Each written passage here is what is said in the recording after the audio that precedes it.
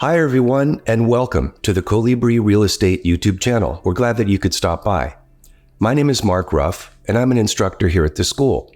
And as you can probably see, I'm coming to you from my home office to record a real quick video on 8 important strategies that will help you pass your state real estate licensing exam. You know, as instructors, we're often asked by students who are getting ready to take their state licensing exam if we might have any tips or tricks or strategies that will help when you're actually taking the exam. Well, the answer to that question is a big yes. And what we've done here at the school is we've put our collective heads together and we've come up with 8 important test-taking strategies for your real estate licensing exam. We believe these are the most important strategies that will help you. Of course, you need to know and be very comfortable with the nature of the material itself. But your state licensing exam can be just a little bit tricky. And what we've done is we've put together 8 test-taking strategies that will absolutely help you when you're actually taking the exam. Now listen, these test-taking strategies are tried and true no matter what state you're in. Let me tell you just a little bit about myself.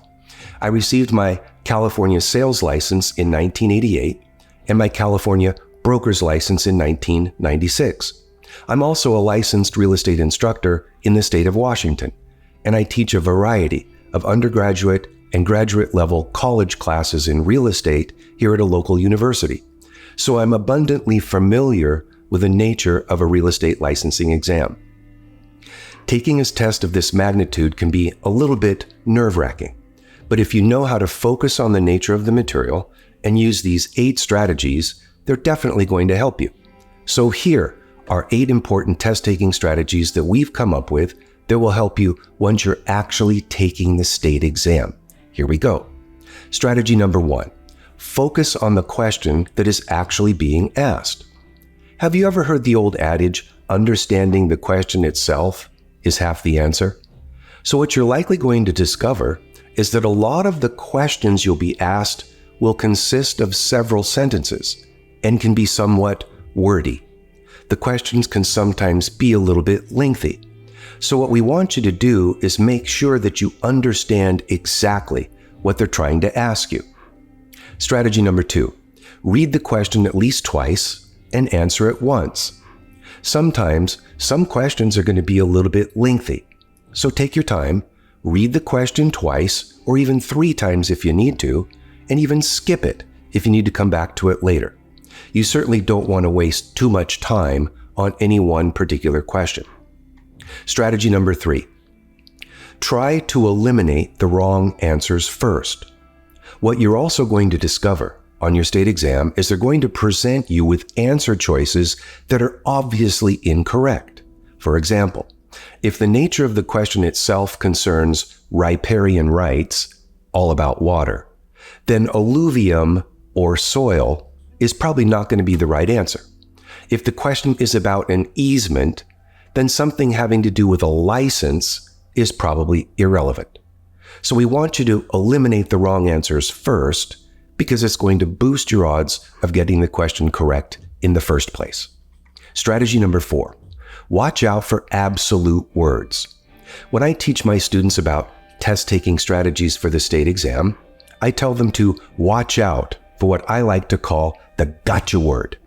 The gotcha word changes the entire focus, the entire nature of the question.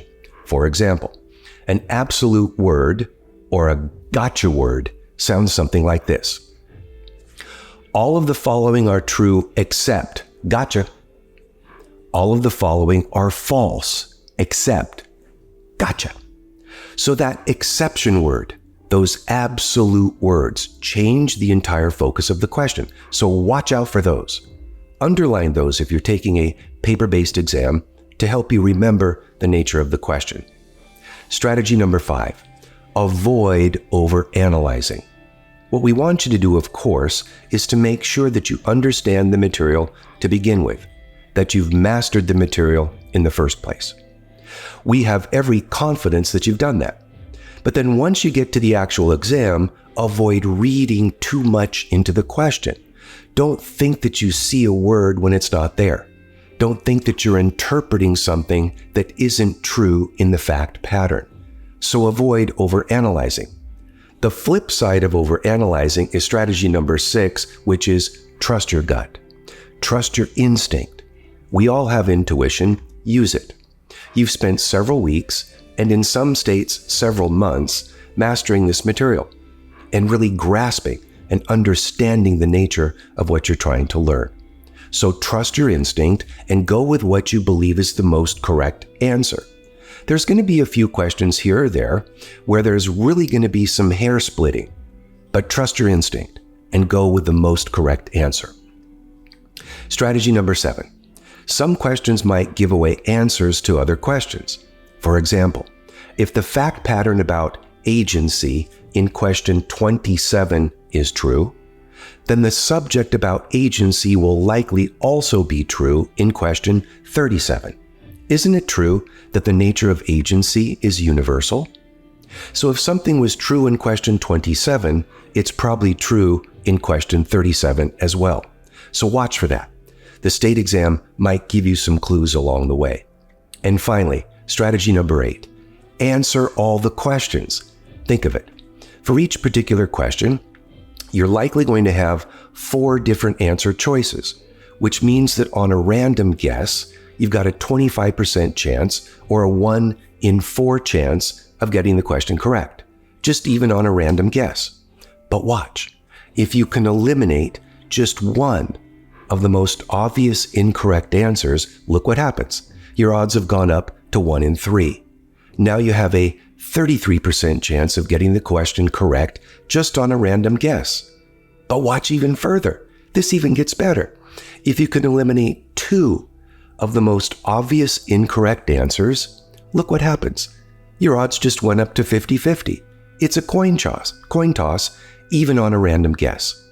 So don't leave any of the questions blank. Answer all of the questions. And finally, here's a bonus strategy for you. Take your time. You'll have plenty of time to answer all the questions. Don't rush through it. So we're very hopeful here at Colibri that these 8 important test-taking strategies for your real estate licensing exam will help you pass your state real estate exam the very first try. My name is Mark Ruff here with Colibri Real Estate. Good luck on your state exam. We know you're going to do just fine.